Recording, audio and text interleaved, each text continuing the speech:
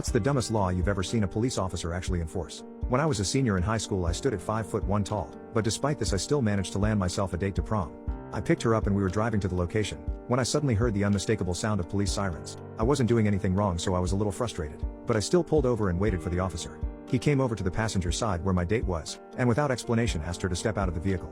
I began panicking thinking if maybe she was some wanted criminal or something, until the officer ordered her to get out of her heels and stand barefoot on the path. I was even more confused now, especially because after my date complied, the officer started walking back to his car. He took something out of his car, and came back over to my date holding it in his pocket. He then ordered her to stand still, and with it he took out a roll of measuring tape.